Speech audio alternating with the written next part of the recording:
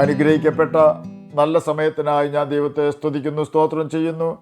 ദൈവവചനം ശ്രമിച്ചുകൊണ്ടിരിക്കുന്ന എല്ലാ ദൈവമക്കൾക്കും വീണ്ടും വരാമെന്നരുളി ചെയ്തവനായ കർത്താവായ യേശു ക്രിസ്തുവിൻ്റെ തന്നെ നാമത്തിൽ ഞാൻ എൻ്റെ സ്നേഹവന്ദനം അറിയിക്കുന്നു.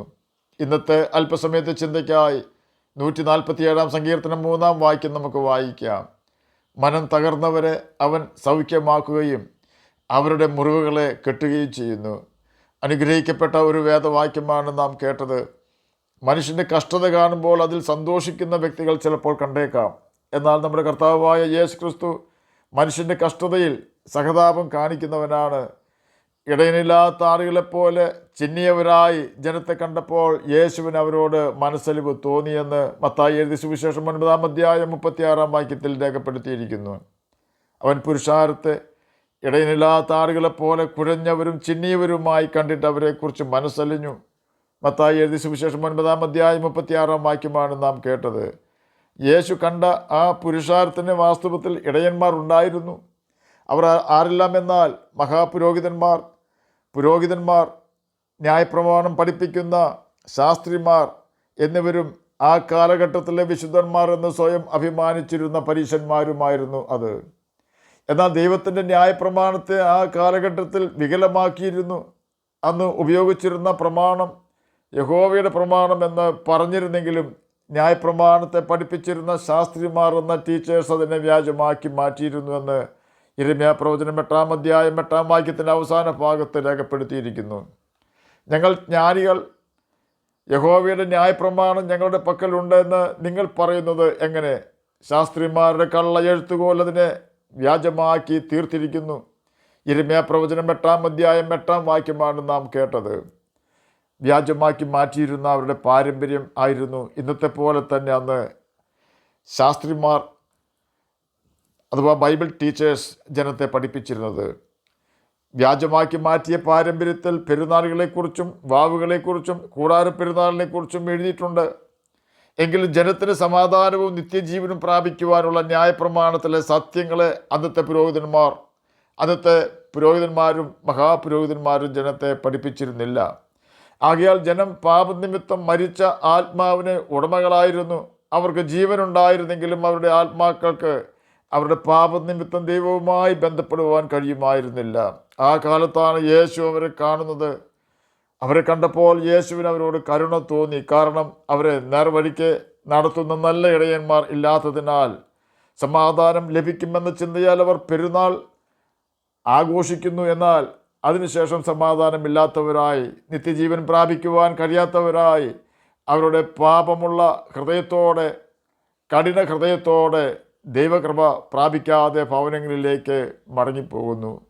എന്നാൽ നാം വായിച്ചു കേട്ട 147 സങ്കീർത്തനം 3 വാക്യത്തിൽ അന്നുണ്ടായിരുന്ന ജനത്തോടും നമ്മോടും കർത്താവിന് ഒന്നേ പറയാനുള്ളൂ: സ്വർഗരാജ്യം സമീപിച്ചിരിക്കുകയാൽ മാനസാന്തരപ്പെടുവിൻ.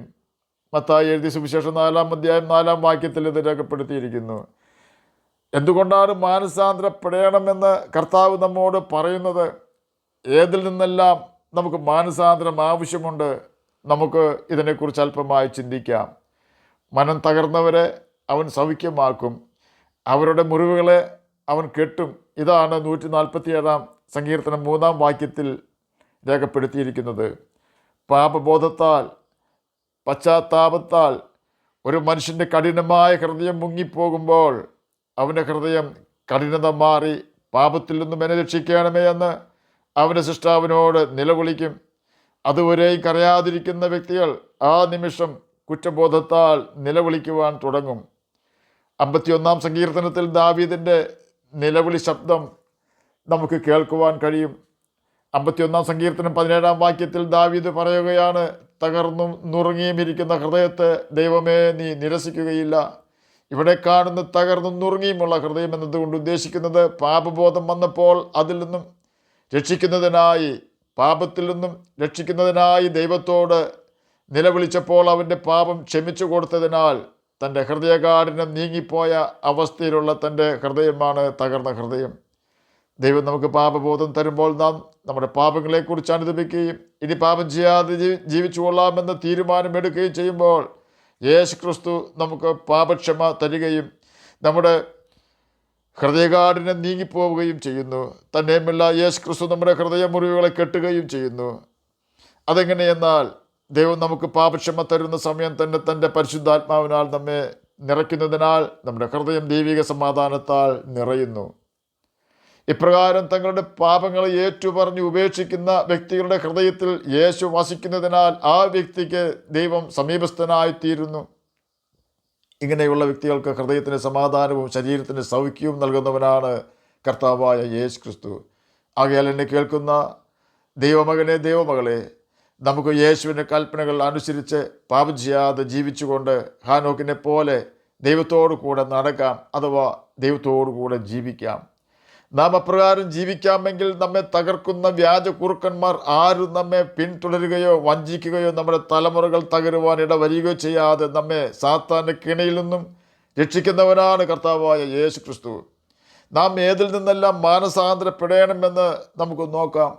ജനത്തിൻ്റെ ഇടയിൽ ഏഷണി പറഞ്ഞ് നടക്കുക, മറ്റുള്ളവരെ കുറ്റം പറയുക, നുണ പറഞ്ഞ് നടക്കുക, മറ്റുള്ളവരെ തമ്മിൽ അടുപ്പിക്കുക, ഏതെങ്കിലും വ്യക്തികൾക്കെതിരെ ഹൃദയത്തിൽ ദോഷം ചിന്തിക്കുക, മോഷ്ടിക്കുക, കള്ളക്കാര്യത്തിൽ താല്പര്യം കാണിക്കുക, മറ്റുള്ളവരെ ആക്ഷേപിക്കുകയും ജയിക്കുവാൻ വേണ്ടി മറ്റുള്ളവരെ കള്ളക്കേസിൽ കൊടുക്കുകയും ചെയ്യുക, മറ്റുള്ളവരെ വഞ്ചിക്കുക, അതിന് കവർച്ച ചെയ്യുക, മറ്റുള്ളവരുടെ ഉയർച്ചയിൽ അസൂയപ്പെടുക, സ്വന്തം കഴിവിൽ അഹങ്കരിക്കുക, മറ്റുള്ളവരുടെ പ്രശംസ ആഗ്രഹിക്കുക, മറ്റുള്ളവർക്ക് വേണ്ടി പ്രാർത്ഥിക്കാതിരിക്കുക, മരിച്ചവർക്ക് വേണ്ടി പ്രാർത്ഥിക്കുക, മരിച്ചവരോട് പ്രാർത്ഥിക്കുക, മുഹൂർത്തം നോക്കുക, മന്ത്രവാദികളുടെ അടുക്കൽ പോവുക, മന്ത്രവാദം ചെയ്യുക, സഹോദരനെ മൂട എന്ന് പറയുക, മാതാപിതാക്കളെ നിന്ദിക്കുക, മക്കളെ കോപിപ്പിക്കുക, മക്കളെ ദൈവകൽപ്പന അനുസരിക്കുവാൻ അനുവദിക്കാതെ തെറ്റായ ഉപദേശം കൊടുത്തുകൊണ്ട് ദൈവത്തിൽ നിന്നും അകറ്റുകയും സ്വയം ദൈവകൽപ്പന അനുസരിക്കാതെ ദൈവത്തോട് പാപം ചെയ്യുകയും ചെയ്യുക.